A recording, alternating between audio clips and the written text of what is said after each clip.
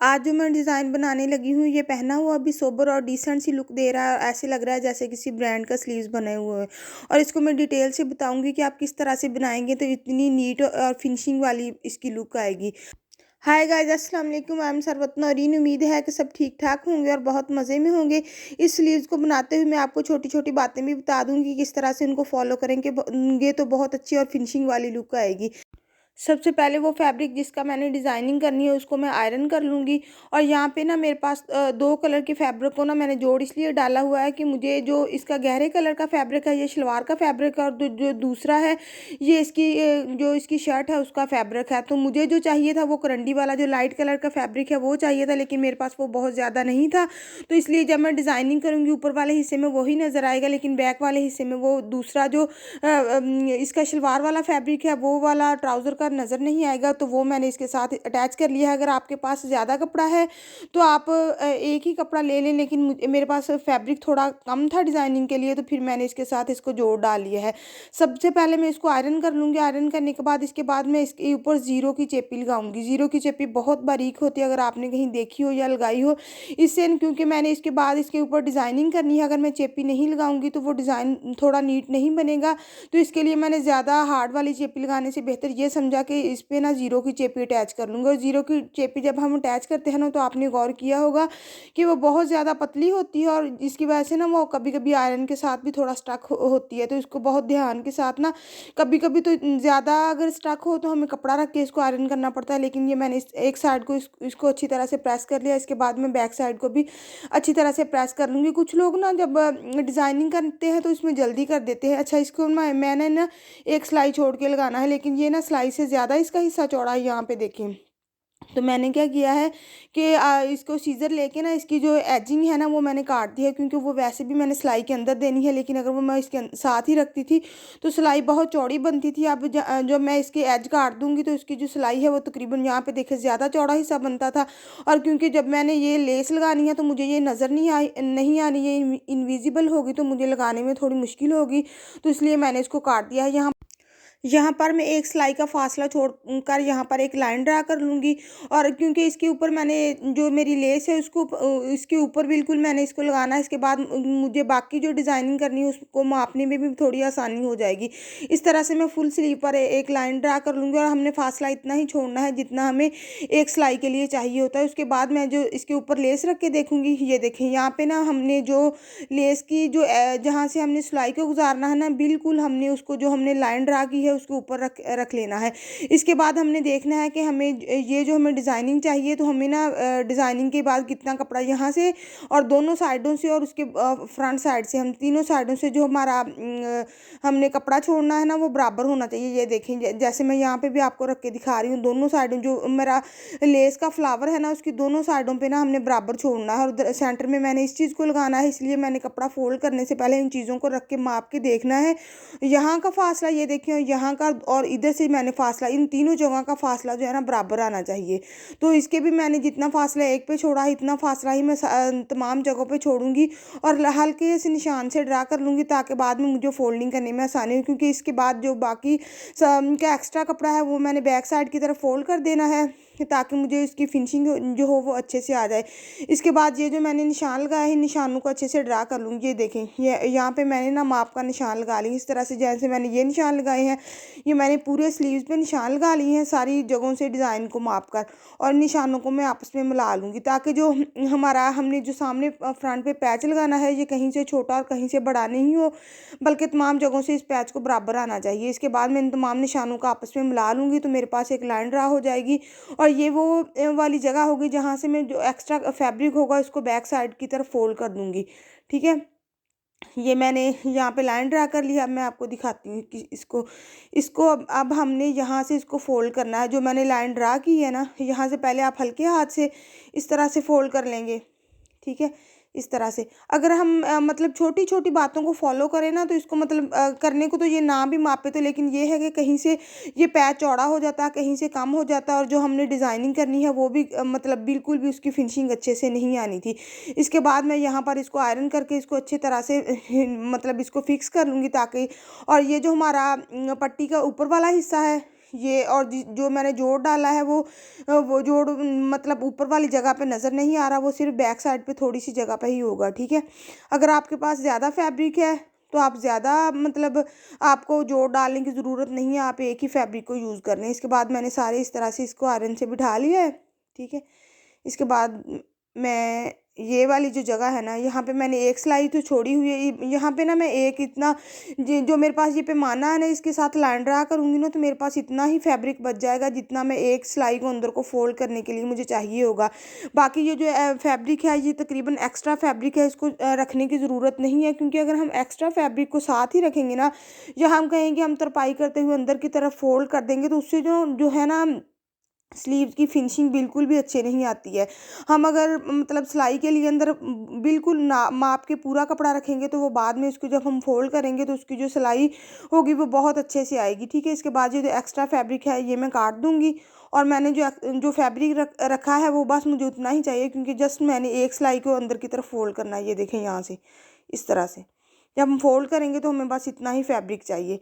ठीक है, बाकी ये जो एक्स्ट्रा फैब्रिक है ये मैं सारा काट दूंगी, और ज़ीरो की चेपी जो होती है इसे लगाने से ज़्यादा मतलब हार्ड नहीं। उसके बाद मैं जो रील लगाऊंगी ऊपर, ये जो हमारे पास लेस होगी ना, बिल्कुल लेस का कलर होना चाहिए। और इसके बाद ना ये जो मैंने नीचे लाइन ड्रा की हुई है ना, और इसके बाद ये जो मेरे पास लेस की जो एजिंग है, ये वाला किनारा जहाँ पे मैंने सिलाई लगानी है, ये वाली जगह, और नीचे जो मैंने लाइन ड्रा की है इसको बिल्कुल लाइन के ऊपर रखते हुए इसके बाद हमने सिलाई लगाना है। और आपने ना सिलाई आपकी ज़रा सी भी इधर उधर नहीं होनी चाहिए, ताकि ये वाली जो निशान है बिल्कुल उसके ऊपर आना चाहिए, क्योंकि जब हमने बाद में इसके ऊपर सिलाई लगानी है तो हमारी लेस अंदर की तरफ होगी, हमें नज़र नहीं आएगा, बल्कि हमने सिर्फ उसकी सिलाई जो होगी उसी को देखते हुए हमने सिलाई लगानी है।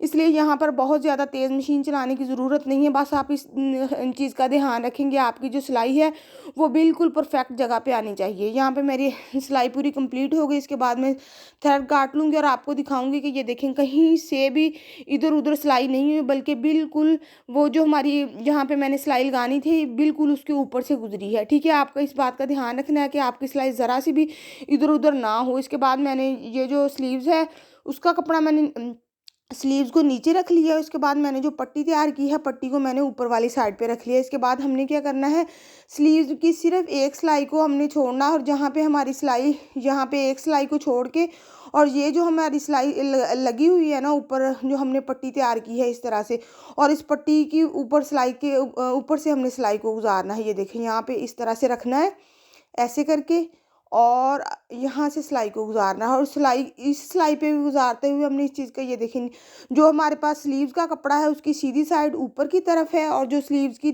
जो उल्टी साइड है वो नीचे की तरफ है, और जो हमारी पट्टी है पट्टी की सीधी साइड अंदर की तरफ है, उल्टी साइड ऊपर की तरफ है। यहाँ हमने एक सिलाई का मार्जिन छोड़ते हुए हमने ऊपर वाली इसको ऊपर रखते जाना है, बिल्कुल यहाँ पे एक सिलाई के बिल्कुल इसको फॉलो करते नीचे हुए हमने, जब हमने सिलाई लगानी है तो साथ साथ रखते जाना है, और साथ साथ हमने देखते जाना है कि हमारी बिल्कुल, और ये जो सिलाई है इसकी सिलाई के बिल्कुल ऊपर हमने सिलाई लगानी है, बिल्कुल इधर उधर नहीं होनी चाहिए, नहीं तो हमारी जो लेस होगी कहीं से कम दिखाई देगी, कहीं से ज़्यादा सिलाई दिखाई देगी अगर हमने सिलाई को इधर से उधर कर दिया। तो इस तरह से हम अगर इसको फॉलो करते हुए सिलाई लगाएंगे तो हमारी जो लेस होगी वो बिल्कुल परफेक्ट होगी, कहीं से भी ऊपर नीचे नहीं होगी।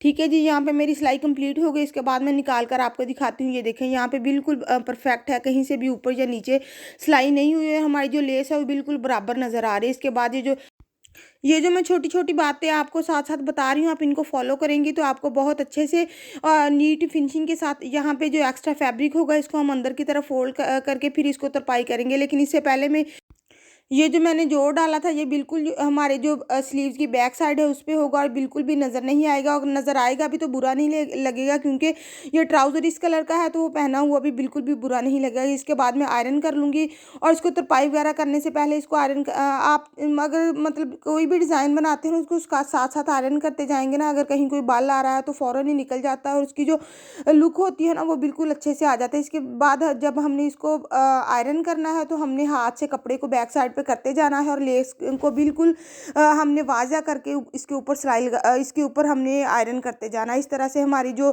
कहीं भी कपड़े में थोड़ा सा खिंचाव या बल वगैरह होगा तो वो निकल जाएगा। इसके बाद हमने इसकी तरपाई वगैरह इसके बाद में हमने स्टार्ट करनी है। ये मैंने इसको आयरन कर लिया है। फिर इसके बाद मैं इसकी बैक साइड को भी एक बार आयरन कर लूँगी। इस तरह से हमारा जो कपड़ा होगा वो या जो पट्टी होगी, लेस वगैरह सब बैठ जाएगी। इसके बाद ये जो मैंने फैब्रिक छोड़ा हुआ है इसको इस तरह से फोल्ड करके इसकी तरपाई करेंगे।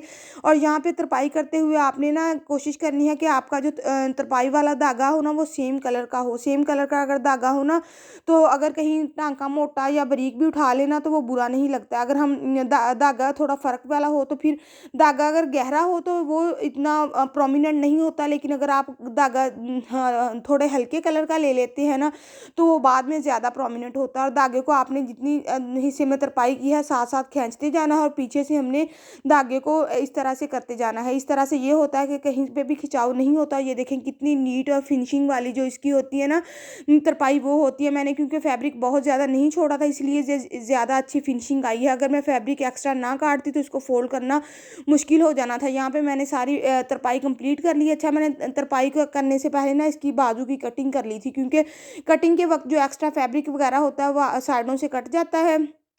तो हमें जो तरपाई होती है इसके लिए, ये डिज़ाइनिंग के लिए मुझे दो चीज़ें चाहिए। ये जो हैं ये मैंने बने हुए लिए, मैंने खुद नहीं बनाए। बने बनाए मार्केट से जो मिलते हैं वो सस्ते सस्ते रह जाते हैं। अगर हम मिरर वगैरह का काम किसी से करवाएंगे, लेडी वगैरह से या किसी से, तो वो ज़्यादा महंगा पड़ता है। इस तरह से जो बने बनाए हैं वो ज़्यादा रीज़नेबल पड़ जाते हैं। इसके बाद यहाँ पर मैं डिज़ाइनिंग करूँगी। सबसे पहले मैं ना स्लीव्स का जो सेंटर है वहाँ पर निशान लगा लूँगी। ये वाला स्लीव्स का सेंटर है। इसके बाद हम जो वाला सेंटर वाली जगह है वहाँ पर मैंने मोती को अटैच करना है। इसके बाद बाकी जो फासला है वहाँ पर मापते हुए एक जगह पर मैंने मोती लगाना है और एक जगह पे मैंने इस तरह का डिज़ाइनिंग वाला मिरर को लगाना है। इसके लिए मैंने UHU ली है। UHU जो होती है ना, अगर कहीं भी या ये जो मिरर है ना एक साइड पे हुआ है, अब मिरर लगाते वक्त या आपको जो भी डिज़ाइनिंग करनी है उसको करते वक्त इसको हमने सेंटर में फिक्स कर लेना है। उसके बाद इसको UHU लगानी है, क्योंकि UHU यहाँ जहाँ पर भी हम लगा देंगे वहाँ पर फिक्स हो जाती है और ये उतरती नहीं है। इसके बाद हम अगर टांका वगैरह ना भी लगाए ना तो वो ज़रूरी नहीं होता। ये देखें यहाँ पर सेंटर है और इसके बाद ये और इन दोनों के सेंटर में यहाँ पर ये वाला जो मैंने मिरर है ना ये वाला यहाँ पे लगेगा, ठीक है। और मिरर को आपने ना लगाते हुए ध्यान रखना है कि मिरर इधर उधर नहीं होना चाहिए, बल्कि मतलब तीनों साइडों से बराबर होना चाहिए। मैं आपको क्लोज से दिखा देती हूँ। इधर से फासला भी उतना होना चाहिए, इस साइड से और सामने से, इन तीनों जगह से जो मिरर का फासला है वो बराबर होना चाहिए। ये नहीं कि एक साइड को ज़्यादा मिरर है, एक साइड को कम और ऊपर वाली साइड को ज़्यादा हो गया, बल्कि सारी साइडों का ध्यान रखते हुए फिर आपने मिरर को दबाना है। मतलब आप यहाँ पर एक और जो है मोती वो लगेगा। इसके बाद अगली जगह पर फिर मिरर लगेगा, यहाँ पर फिर से मिरर लगेगा, ठीक है। और जो मोती है वो मैं बाद में लगाऊंगी। पहले मैं जो गिलू के साथ मिरर लगेंगे उनको लगा लूँगी। यहाँ पर मैं जस्ट पहले लाइट सा ड्रा करूँगी ताकि मुझे अंदाज़ा हो जाए कि कहाँ कहाँ पर मिरर लगना है और कहाँ पर मोती लगने हैं। मोतियों को मैं एक साइड पे कर दूँगी और मिरर को इस तरह से हम पहले लगाते जाएंगे।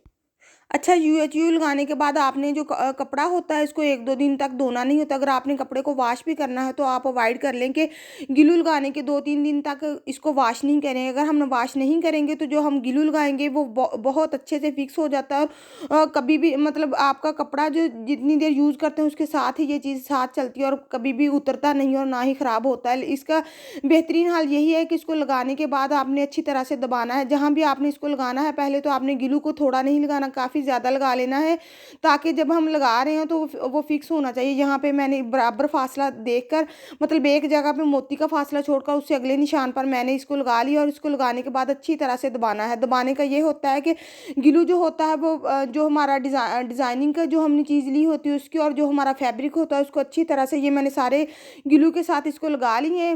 इसको थोड़ी देर पड़ा रहने दें, तकरीबन 10-15 मिनट के बाद जब ये अच्छी तरह से ड्राई हो जाएगा इसके बाद हमने इसके मोती लगाना स्टार्ट करने हैं। क्योंकि अगर हम फ़ौरन मोती लगाना स्टार्ट कर देंगे तो ये कपड़ा हिलने की वजह से उतर भी सकता है। इसके बाद हमने ये दोनों का जो फासला है इसके बराबर बिल्कुल सेंटर में लगाना है। इसके बाद ये जो हमारी लेस का जो सेंटर बनता है ना इसके भी बिल्कुल सेंटर में हमने निशान लगाना है ना, लगा लेना है। इसके बाद ये जो हमारे पास निशान आया है इसके हमने ऊपर बिल्कुल इस मोती को लगाना है और मोती को हमने इस तरह से लगाना है कि मोती ना तो एक साइड पे हो और ना ही दूसरी साइड पे, बल्कि जो हमने निशान लगाया है उसके आधा तो मोती इस साइड पे और आधा दूसरी साइड पे होना चाहिए। इसके बाद मैंने जो धागा लिया है, धागे को मैंने सिंगल नहीं बल्कि मैंने दोहरा ऐड किया है, ताकि जो हमारे पास मोती है, मोती बड़े साइज़ का है थोड़ा सा, तो मुझे उसको अटैच करने में आसानी हो, क्योंकि सिंगल धागे के साथ साथ इसको अटैच करने में थोड़ी सी मुश्किल होनी थी।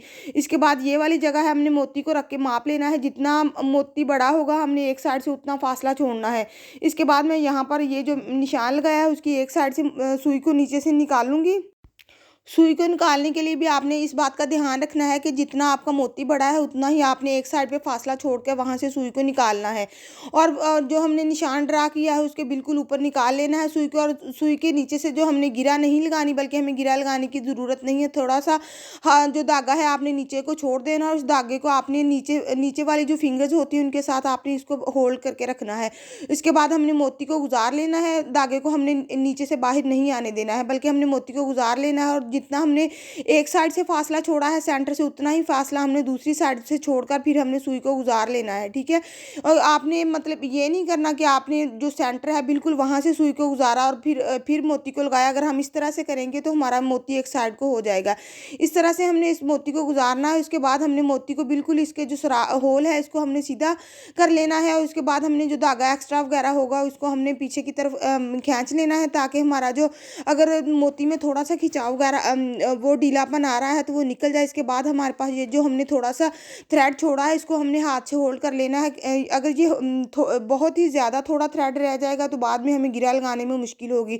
इसके बाद जहाँ से हमने पहले सुई को गुजारा है वहीं से हमने सुई को गुजार लेना है, और मोती के अंदर से दोबारा इसी तरह से हमने मोती के अंदर से गुजार लेने। इस तरह से हम 2 या 3 बार करेंगे तो हमारा मोती जो होगा वो अच्छे से फिक्स हो जाएगा। और हमने जब मोती धागे को गुजारना है तो इस बात का ध्यान रखना है कि हमने धागे को साथ साथ ही इसको खींच लेना है, ताकि अगर हमने धागे को थोड़ा सा भी ढीला छोड़ दिया तो हमारा जो मोती होगा उसमें थोड़ा सा झोल आ जाएगा, और फिर बाद में वो पहना हुआ भी अच्छा नहीं लगेगा और उतर भी जल्दी से जाएगा।